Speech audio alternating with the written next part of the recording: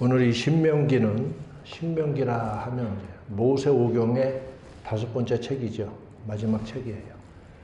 말 그대로 광야 생활, 창세기로부터 시작해서 출애굽의 대장정의 이야기를 담은 거대한 스토리의 마지막 책을 이루는 게 신명기인데, 그래서 그런지 이 신명기는 이스라엘 백성들이 광야 생활을 마칠 즈음에 모세가 지난 40년 광야에서 보내온 세월들을 회고하면서, 시작부터가 이 회고하는 내용으로, 그 장소도 이제 40년째 되는 해, 40년째 되는 해에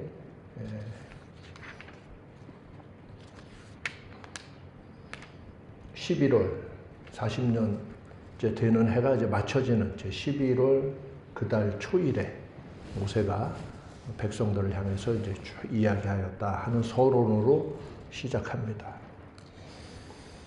그래서 지나온 40년을 회고하면서 이스라엘 자손들에게 그 지나온 시간들의 신학적 의미를 깨닫게 하고 기억하게 하는 교훈들과 다시금 하나님께서 주신 율법들의 중요성과 그 내용이 무엇인지 이걸 상세하게 설명하는 내용을 담고 있습니다. 제가 영상 때문에 약간 문어체로다가 설교를 할 때가 있는데, 나중에 영상이 올라오면 되돌아서 읽어보세요. 이거 설명이 많이 필요한 말을 제가 이렇게 한 거예요. 지나온 40년 동안의 광야에서 보내온 세월들, 그 세월들의 신학적 의미를 깨닫게 하는 것, 그리고 그걸 깨달은 걸 기억하게 하고 어떤 교훈들을 얻어야 되는지, 그리고 하나님이 주신 율법들의 중요성 다시 한번 강조하면서 지나온 시간들을 그 율법으로 재조명하면 과연 어떠했다 하는 중요성이 강조되니까, 그래서 그 내용이 뭔지를 잊지 말아야 되고 상세하게 설명하는 내용이 신명기에 담겨 있어요. 그래서 신명기 하면 율법전서, 우리가 이렇게 생각할 수 있습니다. 신명기. 그러나 율법전서를 담기 위한 게 신명기 목적이 아니에요.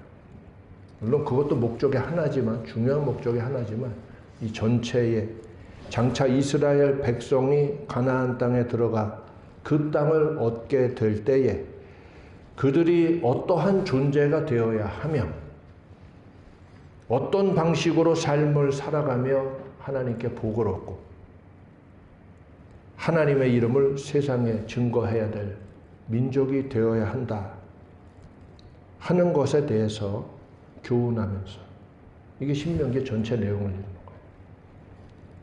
그러니까 당연히 그 내용의 알맹이는 이제 율법이 되겠죠. 그게 중심이 되는 겁니다. 그러면서 신명기 전체를 감싸고 있는 서사는 광야 40년의 대장정을 마무리하는 서사로 기록되어 있습니다. 그래서 장대한 대하 소설의 마지막 권을 읽는 것 같은 느낌이 들어요. 신명기는 위대한 책 중에 하나죠. 자, 오늘 우리는 우리가 살아온 시간들,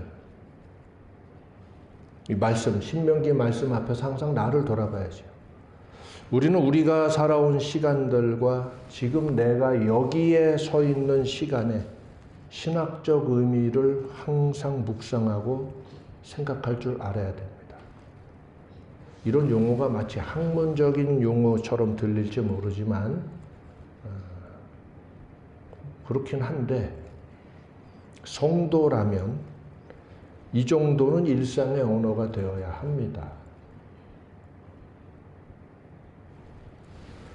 우리가 살아온 삶의 시간들 전체가 사실상 하나님의 은혜 안에서 살아온 모든 시간들이었습니다.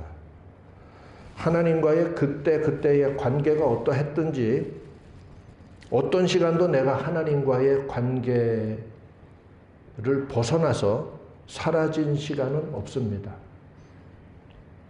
심지어 내가 반역하고 방황하는 시간을 살았다 할지라도 하나님의 손 안에서 살아온 거지, 하나님과의 관계를 인간은 떠나서 살 수는 없어요.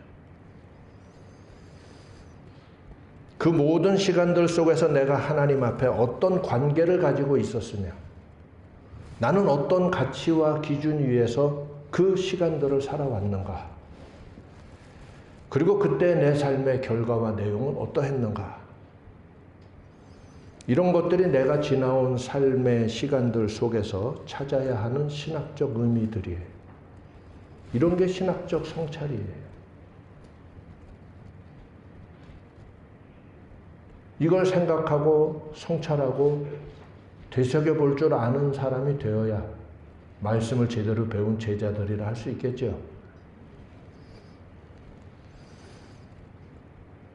이는 사실 이스라엘이 지나온 광야 40년 세월을 회고하면서 그 시간 전체의 신학적 의미가 무엇이었는지 또 중간중간에 짚어볼 만한 사건들이 있었지요. 그 사건들마다 그 사건들 속에 나타난 신학적 의미가 무엇이었는지 이걸 되돌아보면서 오늘 이후에 살아갈 미래의 모든 시간들을 위한 교훈으로 삼고자 하는 것. 그 교훈이 신은 이 신명기에 담겨 있는 거예요.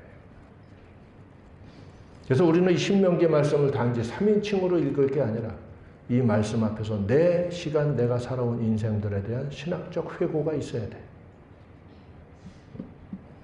이걸 괜히 학문적 용어라고 하면 거리가 멀게 느껴지는데 일상 용어예요. 적어도 우리 교인들 정도면 일상 용어가 돼야지. 안 그러면 여러 말로 풀어서 내가 얘기를 해야 되거든.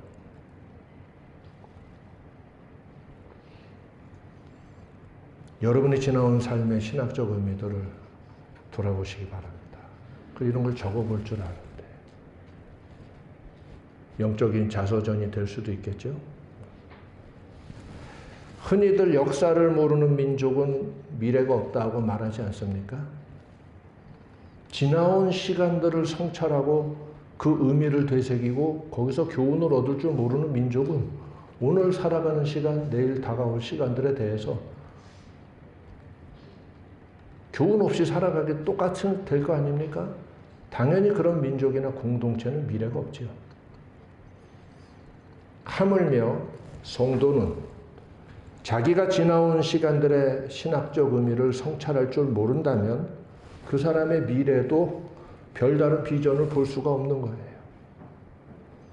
끊임없이 지나온 시간들의 의미, 신학적 의미를 성찰하고 거기서 교훈을 되새기고 어디서 미스가 있었으며 어디서 잘못이 있었으며 그럼에도 불구하고 하나님은 나를 어떻게 대하셨으며 내가 이런 가치를 가지고 이런 행위를 했을 때 내 삶의 내용과 결과가 어떠했는지 이 말씀을 배워가면서 전에 말씀을 조금 알을 때는 성찰이 부족한데 말씀을 많이 깊이 이해하고 배워갈 때마다 말씀을 알아가는 이 지식의 깊이가 더할수록 내 삶을 성찰할 수 있는 이 시야가 더 크게 열리는 거거든. 그래서 이건 계속 업데이트가 되게 돼 있어요. 이미 지나온 시간은 고정되어 있지만 그 고정된 시간에 대한 이해와 교훈, 해석은 업데이트가 되는 거예요. 이게 영적인 성장이에요. 이런 성장이 있으시기 바랍니다.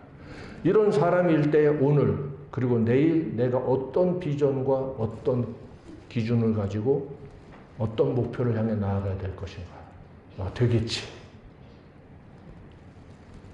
좀 이런 사람이 되시기를 축원합니다. 그렇지 않으면 미래가 별 볼 일 없는 사람이에요. 지나온 시간에 재탕, 삼탕이 된 게 그의 내일이 되겠죠. 이런 인생들 보면 안타깝기 그지없는데 몇 년을 지켜보면 여전히 역시 나예요. 물론 교회 밖에 있겠지만 이처럼 이 신학적 성찰이라는 건 매우 중요하구나. 단지 뭐 교수님들이나 학자들이 뭐 학교에서 연구실에서 하는 작업이 아니라 모든 성도들이 자기 지나온 시간들 또 교회의 지도자들이나 우리 교회가 지나온 시간들에 대한 신학적 검토와 성찰들을 해야 되고 그때 우리가 어떠했는지 그때 하나님은 어떠하셨는지 그 모든 일의 결과가 어떠했었는지 돌아보는 거예요. 우리가 다음 주간에 수련회 시간을 앞두고 있습니다만 아마 요즘 이상기후로 인해서 올해도 조금 덥지 않을까 생각이 됩니다만 진행하면서 현장 대처를 하면 될 겁니다. 이럴 때 우리는 광야 이스라엘 백성들을 생각하면서 이 장거리 여정을 통해서 우리가 지나온 시간들을 되돌아보고 이런 신학적 성찰들이 일어나면, 이런 대화가 일어나고 하면 얼마나 유익한 시간이 될까 생각하게 됩니다. 유익한 시간. 그냥 여행을 떠나요. 떠났다가 끝났어요 하고 오는 이게 아니라 성찰을 하면서 가고 비전을 품고 돌아오고 이런 게 수련회예요. 그래서 우린 수련회 가서 딱히 따로 집회를 하지 않습니다. 언젠가 할 수도 있지만 이미 들어놓은 말씀들을 좀 되새기고 성찰할 시간들이 필요해.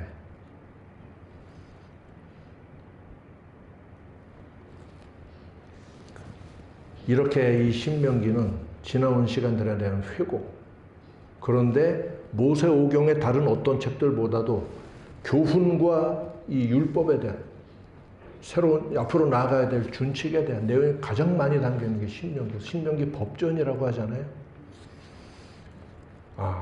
많은 회고, 깊은 회고는 상세한 매뉴얼을 낳는구나. 바로 이거예요.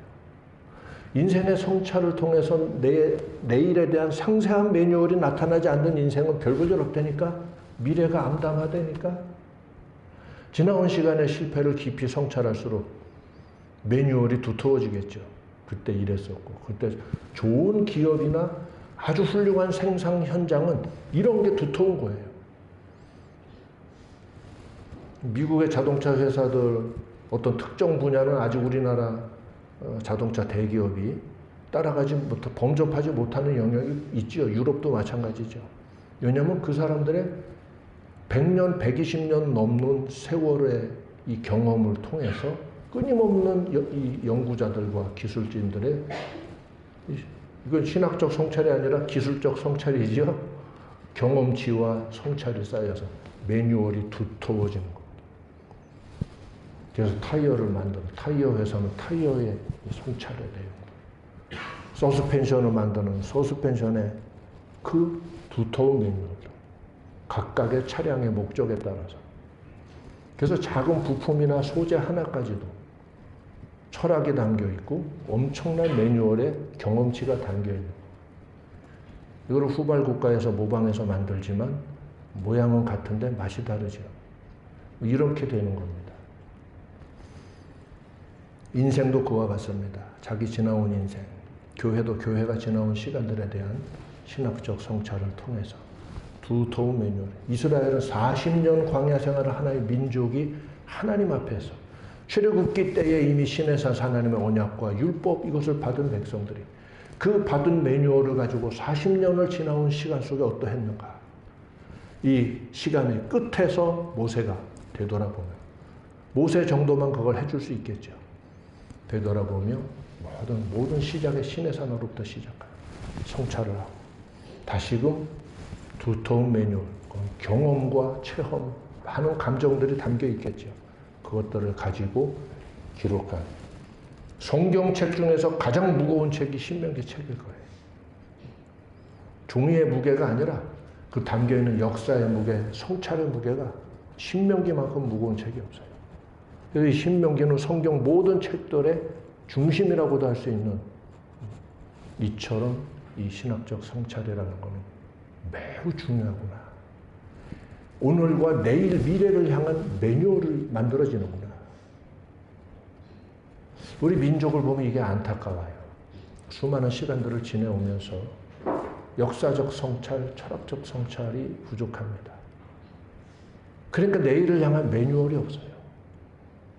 정권이 바뀌면 또 교육 정책 바뀌고 무슨 정책 바뀌고 또 정권이 바뀌면 또 헷가닥 다 뒤집어 버려요.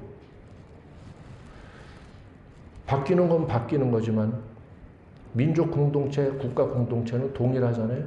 그러면 교육이면 교육에 대해서, 경제면 경제에 대해서 꾸준한 성찰을 통해서 매뉴얼이 업데이트되고 그래도 뭔가 좀 나아지는 게 있어야 되는데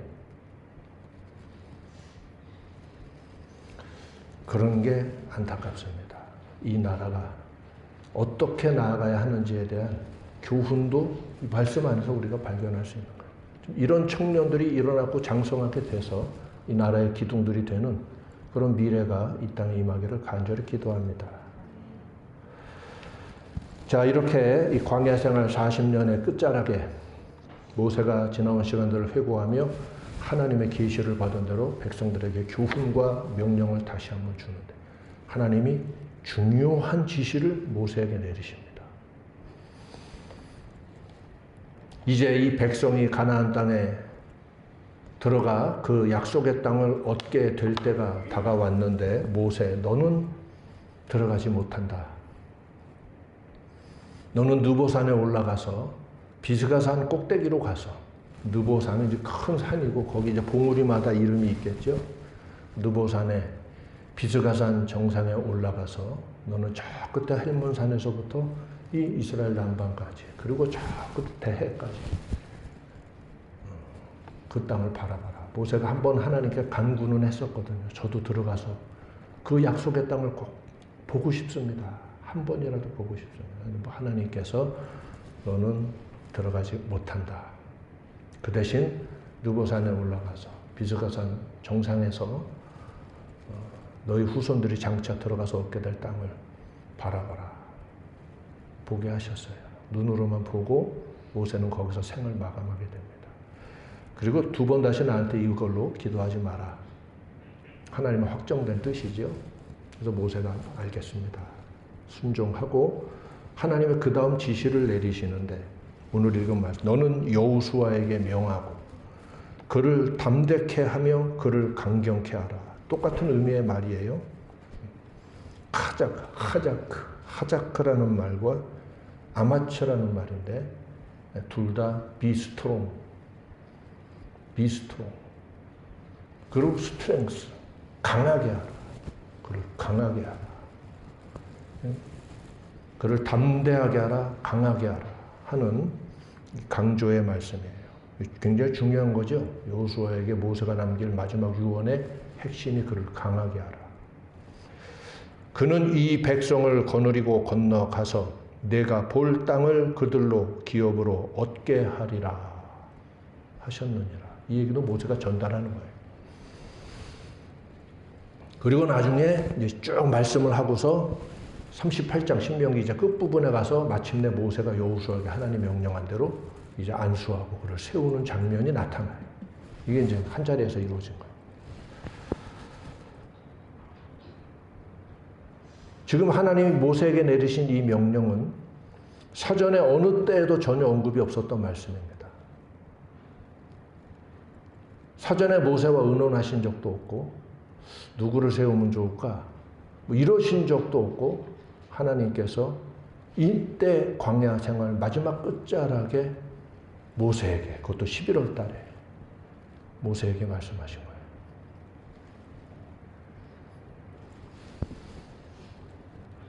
모세도 아마 예상을 했을지는 모르지만 하나님은 아무 말씀 없으셨기 때문에 감히 묻지도 또 않은 것도 신기하기도 하지만 그럴 상황이 아니었을 수 있죠. 그러나 이제 새로운 시대를 맞이해야 될 시간의 전환점에서 하나님께서는 모세의 시종인 눈의 아들 여호수아를 모세의 뒤를 이을 지도자로 명령하십니다. 놀라운 순간이에요. 모세도 하나님 앞에 헉 하고 놀랬을 겁니다. 여호수아는 지도자 교육을 받은 적도 없고 다음 후계자로서 후계자 양성을 받고 이런 적도 없었습니다. 아론의 자손들처럼 도리어 직분, 신성한 직분이나 이런 걸 받았다면, 사명을 받았다면 아론의 자손 제사장들이죠. 그것도 모세의 가족들이고 모세의 후손, 가족의 후손들이 되겠지요. 그런 어떤 중요한 신성한 직분을 하나님께로부터 받은 적도 없는 다만 모세의 시종이었을 뿐입니다. 묵묵히 모세의 곁에서 하나님 말씀을 순종하며 광야의 모든 고난들을 이겨내며 여기까지 함께 왔을 뿐입니다. 다만 출애굽 광야 생활 초반에 가데스 바네아에서 가나안 정탐꾼을 보낼 때 그 12명 중에 한 사람으로 발탁돼서 가나안 땅을 탐지하고 돌아왔던 적은 있었습니다만 그 사건으로 인해서 나머지 사람들은 모두 하나님의 징계를 받아서 광야에서 다 죽고 오직 여호수아와 갈렙만은 가나안 땅에 들어갈 수 있을 것이다 하는 하나님의 축복의 약속을 받기는 했었죠. 그뿐이지요. 그래서 과연 이 광야 생활 마지막에 여호수아와 갈렙 이 두 사람은 지난날 젊은 청년이었으나 이제는 장성한 어른들이 되어서 모세 곁을 지키고 있는 모습을 보게 됩니다. 나머지는 장정들은 광야 40년 동안 광야에서 다 멸절되었어요. 하나님이 예언하신 대로. 불순종하고 반역한 세대는 다 멸절되었어요. 그런데 이제 이날 하나님께서 중요한 말씀을 내리시는 거예요.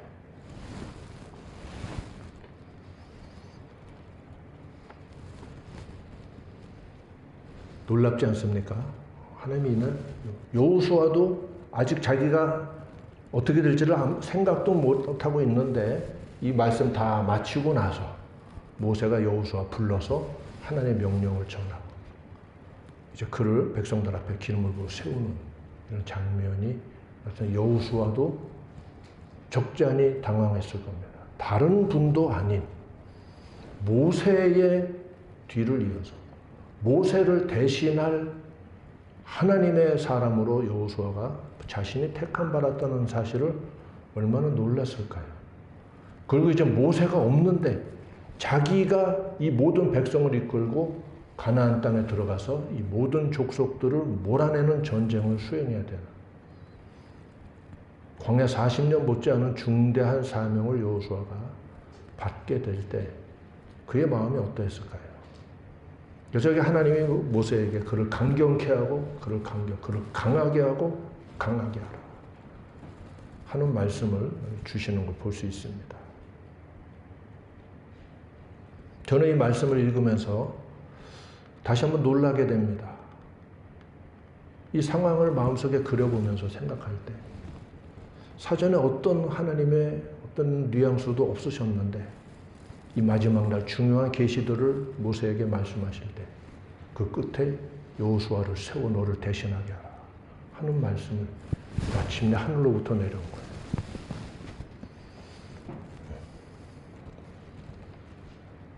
이 여호수아를 생각해 보시기 바랍니다. 하나님께서 사람을 세우시고 택하실 때에 사전에 하나님께서 미리 물을 끓여 놓으시고 미리 팔을 끓이시고 그릇을 준비하는 이런 게 안 하세요.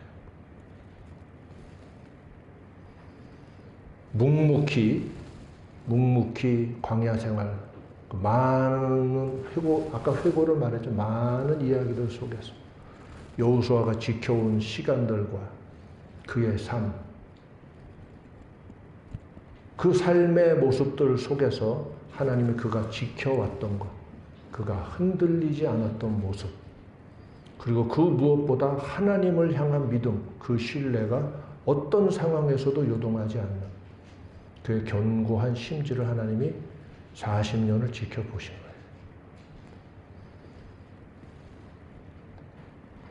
여러분의 인생 하나님께서는 훗날 어떤 자리에 택하시고 명하실지, 하나님의 어떤 선택이 나타날지 우리는 알 수 없습니다.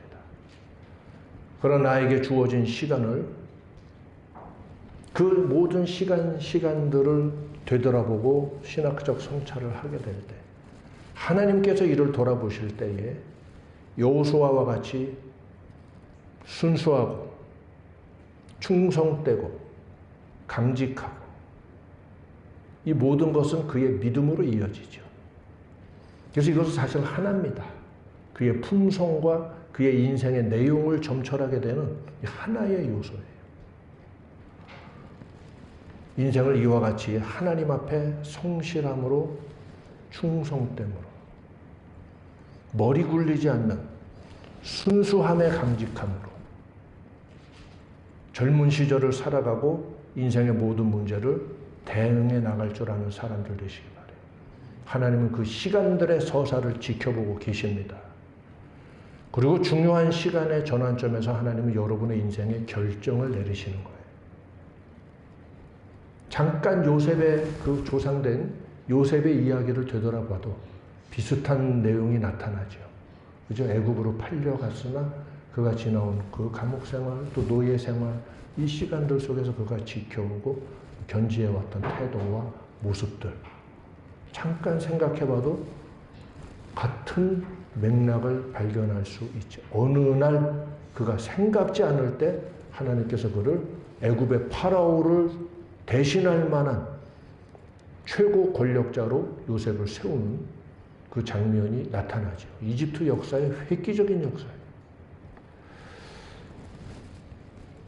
오늘 우리가 여호수아를 보면서 그의 인생을 우리가 성경에 기록되어 있으니까 우리가 관찰자로서, 묵상자로서 그의 인생을 대신 성찰해 보십시다. 그의 지나온 40년의 시간들의 이 신학적 의미, 그리고 그 40년 바로 직전에 출애굽할 때 모세가 어느 날 광야에서 돌아오고 그 형인 아론과 함께 파라오를 대적하고 그리고 많은 역경을 이겨내면서 마지막 10번째 재앙이 이르기까지 그 과정의 어느 순간에 젊은 소년, 젊은 청년인 여호수아가 모세와 아론 곁에서 뭔가를 했겠죠. 그는 눈의 아들, 아버지가 이름이 눈이었던 거죠. 눈의 아들 여호수아라 불렸던 것이니까 아마 모세나 그 이스라엘 공동체 사람들도 여호수아의 아버지를 잘 알고 있어요. 이런 자연스러운 그 만남들 이후로 여호수아가 그 어른인 모세를 붙쫓아가며 그를 시종되며 청년이 80세 된 모세가 와서 이 대적을 시작하게 될 때 정말 몸종같이 따라다니면서 도와드리고 배우면서 뭔가를 했겠죠. 그러면서 광야 40년 대장정이 마무리될 때 놀라운 말씀 하나 하신 거예요. 단지 시종일 뿐인데 저를 모세를 대신한다고요? 하는 겁니다. 인간의 내적인 잠재력은 그의 성실한 노력과 인내의 시간들을 통해서 갖춰지게 되고 그의 순수한 충성됨의 강직함을 가지고 지나온 시간들을 통해서 그의 품성이 그 이후에 일어나는 어떠한 일도 견딜 수 있는 강하고 담대한 기질로 확고하게 되는 거예요. 사람이 어느 날 결심한다고 인물되는 거 아닙니다. 웃기지들 마세요. 그래서 이 사회에서도 지나온 내력들을 보는 거예요. 군대 생활을 어떻게 했습니까? 사회생활을 어떻게 했습니까? 학교 생활을 어떻게 했습니까? 논문은 어떻게 썼나요? 이거 왜 검증할까요? 하나같이 다 엉망이죠. 그래서 이 나라에 인물 없다는 말을 누구나가 다 이구동성하고요. 그 이구동성하는 본인들은 인물이 되나? 이렇게 생각하면 갑자기 뭐 다 슬퍼지죠. 하늘이 무너지죠. 그럼 어느 날 뭐 장관 딱지, 뭐 무슨 딱지 붙여주면 국가를 튼튼하게 세울 수 있는 거예요? 지금까지 그래 왔습니까? 어림도 없죠. 하나같이 다 문제만 일으키고 문제 투성. 인간의 그릇은 세월을 통해 만들어지는 시간의 서사를 통해서 인간의 품성과 그릇은 닦여지고 만들어지는 거예요. 이거는 우리가 이 주변에 일어나는 이 사건들을 통해서도 많이 확인해 볼 수 있어요. 연습 삼아 확인해 보세요. 내가 살아가는 세상에 관심을 가지고. 거기서 여러분이 면밀히 봐야 되는 건 그의 품성입니다. 지금 이 나라의 가장 문제점이 뭐냐면 인간을 뽑고 세울 때, 지도자를 세울 때 그의 품성을 중요시하지 않는 것. 어죽부리한 실용주의가 들어가가지고 일만 잘하면 된다? 천만의 말씀. 인성이 그릇된 자가 일을 제대로 할 수가 없게 되어 있어요. 다 속이는 겁니다. 눈속임에서 벗어날 줄 알아야 돼요. 제대로 된 품성을 가진 자가 국가의 모든 상황 속에서 국가를 제대로 인도하고 공동체를 제대로 인도하고 교회도 제대로 끌고 갈 수 있는 거예요.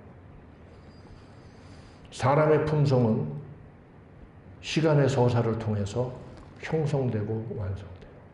하나님이 여호수아를 말없이 지켜보셨다는 사실이 두렵지 않습니까? 지금 와서 보니까 40년 끝날 때 보니까 하나님이 면밀하게 보고 계셨던 거예요. 그의 선택과 결정. 날마다 시시각각 벌어지는 속에서 그의 태도, 그가 보여온 모습들. 하나님이 택하시고 기름만 부으시고 권위만 부어주시면 감당할 수 있는 준비가 된 자예요. 젊은 시절을 이렇게 보내시기 바래요. 학창 시절을 이렇게 보낼 줄 알고 인생을 쌓아가는 거야. 서사를 쌓아가야 돼. 자기가 살아온 내력은 더럽게 살아와가지고 오늘 갑자기 땡잡을 기회가 생기니까 뭐 같이 뭐 화장하고 뭐 때깔 갖추고서 나 이제부터 제대로 잘할 겁니다. 그런 놈 치고 잘하는 놈은 지금까지 내가 못 봤어. 맞죠, 장로님? 장로님 나보다 더 잘하시지. 없어요? 천만의 말씀이에요. 그래서 인생의 서사가 굉장히 중요한 거예요. 오늘 우리는 이 부분을 발견하는 거예요. 여호수아를 통해서. 그 모세의 시종, 모세의 몸종과 같이 그의 지나온 시간들이 헛된 시간이 아니라 엄청난 준비의 시간이었구나. 하나님이 그걸 다 보고 계셨구나. 오늘 여러분이 무명인으로서, 무명의 학생으로서, 또 무명의 청년으로서, 또 무명의 직장인으로서 인생을 살아가고 한다 할지라도 그 살아가는 시간들의 서사가 하나님 앞에 충성되고 순수하고 진짜로 순수한 사람은 강직하죠. 이 욕심 저 욕심 이러지 않죠. 그리고 그것이 하나님을 대할 땐 그대로 믿음이 되는 거예요. 이게 없는데 믿음은 굳건하다? 그런 걸 사기라고 하는 거예요. 내가 인간을 오래 연구해 왔는데 그게 안 되게 돼 있어. 하나의 다른 이름일 뿐이야. 믿음은 그의 품성에서 나오는 겁니다. 성령 받으면 믿음 충만해집니다. 성령의 불을 주옵소서. 그 불 가지고 장난친다니까, 불 주면. 믿음과 그의 품성은 하나입니다. 내가 이 나이 먹으니까 이걸 확실히 이야기할 수 있게 되는 것 같아요. 그 전까지는 나도 탐구자였으니까. 인생의 탐구자, 말씀의 탐구자. 물론 말씀은 아직도 갈 길이 멀지만 인생에 대해서는 이제 좀 이야기해 줄 수 있을 것 같아요. 믿음은 그의 품성에서 나요. 하나입니다. 그래서 우리가 자녀들을 가르칠 때 품성을 잘 가르치고 심어줘야 되는 건 그게 곧 그의 영원한 믿음으로 이어질 거예요. 평생의 믿음으로 이어질 거예요. 그래서 초다를 가서 채찍질을 하고 훈계를 하고 또 모든 사랑으로 돌보고 하는 것은 그가 올바른 품성을 가지고. 그런데 여호수아는 너무나 놀랍지 않습니까? 이 광야 생활 40년을 어떻게 그가 묵묵히 지내왔기에 시간의 결정적인 전환점에서 하나님이 그를 모세를 대신할 자로 세우시다니. 우리는 이런 성경의 역사의 이야기들 속에서 이 마음이 겸손하게 무릎 꿇어지는 것을 느끼게 됩니다. 오늘 우리는 이 젊은 시절의 여호수아, 광야 40년 동안의 여호수아가 보여줬던 삶의 서사를 마음속에 다 할 수는 없으나 상상해 보면서 성경에 중요한 것들은 기록되고 있죠. 그런 것들을 보면서 그 이후에 마침내 모세가 돌아가시고 이스라엘 백성을 가나안 땅으로 끌고 들어가서 여호수아가 진행해간 이후의 시간들이 그대로 이어지고 있다는 사실을 확인할 수 있어요. 이게 이제 여호수아죠. 그래서 어떤 사람들은 모세의 6경이라고도 해요. 신명기까지는 5경, 여호수아까지 하나로 보면 6경이라고도 합니다. 그만큼 이어지고 있기 때문에. 보세요. 그대로 이어지잖아요. 요단강 건너기 전에 여호수아예요. 모습과 요단강 건넌 이후에 지도자로서의 여호수아의 모습이 한결같이 나아가잖아요. 하나님이 누구를 택하시고 누구를 결정적인 자리에 세우시는가? 이러한 사람을 세우시는 거예요. 훗날 우리 교회 지도자를 또 세우게 될 때에도 이걸 볼 줄 알아야 돼. 서사를 살필 줄 알아야 돼. 그의 품성을 알아야 돼. 그의 이야기를 들어볼 줄 알아야 돼. 오늘 뭐 나왔대? 모두 땄대? 뭐 공부하고 왔대? 그거 보고서 목회자들을 선택하는 게 아니라 그의 이야기를 들어봐야 돼. 그럼 무엇보다 하나님 앞에 기도하면서 하나님의 계시와 하나님의 영감을 받아야 되겠죠. 그래서 하나님의 명령을 따라 하나님이 세우시는 교회의 지도자가 강단에 서기를, 성도를 목숨 걸고 이걸 지켜야 되겠죠. 생각 없이 지도자를 맞이하는 교회들은 종종 보게 되는데 좀 안 됐습니다. 좋은 교회는 하나님 앞에 간절해서 다음 지도자 누가 세워요? 하나님이 명령하시는 거예요. 그리고 그 서사를 확인할 때 과연 그러하다. 어느 때인가 결정적인 시간에 하나님의 선택이 내 인생에 어떻게 임하실는지 알 수 없습니다. 그러나 하나님은 우리의 살아가는 삶을 다 보고 계십니다. 그래서 여러분이 아무도 없는 그 공부방에서 또는 연구실에서 또는 일터에서 어떻게 일하고 어떤 마음가짐과 태도로 어떻게 나아가야 하는지 다 보고 계세요. 만일 시간이 오래 흘렀는데도 여전히 뭐 그렇게 비전 없이 흘러간다면 지나온 내 인생을 깊이 성찰해 봐야 되고, 그러나 하나님은 살아계십니다. 여러분의 인생에 제2막 2장 또 2막 3장 하나님이 중요한 시간의 전환점에서 나의 서야 할 자리를 하나님이 정하시고 인도하시는데 좋은 길이 열려져야 되지 않겠습니까? 그건 그 앞에서 막 하나님 앞에 아양을 떤다고 좋은 길이 되는 게 아니라 역사의 주관자신 하나님께서 시간의 서사를 보시고 그걸 통해서 나를 아시는 거예요. 하나님이 내가 너를 안다 하실 때 지나온 모든 시간들의 이야기를 하나님 보시고 말씀하시는 거예요. 그런 하나님 앞에 여호수아가 택함 받았다는 사실 앞에 우리 존경심 품어야 되지 않습니까? 인물들을 존경심을 가지고 성경을 읽어요. 아, 그렇구나. 나도 그러고 싶다. 이런 마음이 있으면 좋습니다. 그런 면에서 오늘 우리는 여호수아에 지나온 시간들의 그 삶의 신학적 의미를 한번 기회가 될 때 성경을 읽어가면서 생각을 담아두고 있으면 성경을 읽을 때 이해의 창이 새롭게 열리거든. 아, 이랬구나. 이런 지식들을 더 하면서 중요한 건 무엇을 위해서? 여러분 자신의 인생의 신학적 의미들을 되돌아보고, 그래서 오늘 내가 하나님 앞에 지나온 시간들이 어떠했는지 회개할 게 나오겠죠. 안타까움이 있고 부끄러움이 있고 간절한 소망이 있죠. 내 간절한 소망은 이 시간의 성찰들을 통해서 간절한 소원이 하나님 앞에 또 거기서 나오는 거야. 거기서 소원이 나와야 돼. 자녀들을 볼 때도 그런 소망을 또 심게 되고, 또 하나님 앞에 감사할 것과 하나님 내게 주신 이 시간들을 통해서 나에게 얻게 하시고 성장하게 하신 것이 뭔지, 감사의 제사의 이 제목들이 또 나타나겠죠. 자, 이렇게 인생의 중요한 때마다 자기가 지나온 시간들을 끊임없이 반복해서 신학적 성찰을 하는 게 중요하다. 나는 자주 합니다. 그리고 다시 시간이 지났는데 또 되돌아볼 때 의미가 다르게 해석되고 더 깊은 뜻을 알게 되는 게 계속 더해지면서 하나님을 알아가게 되죠. 이번 우리가 수련회를 통해서 이런 시간들이 되면 좋겠어요.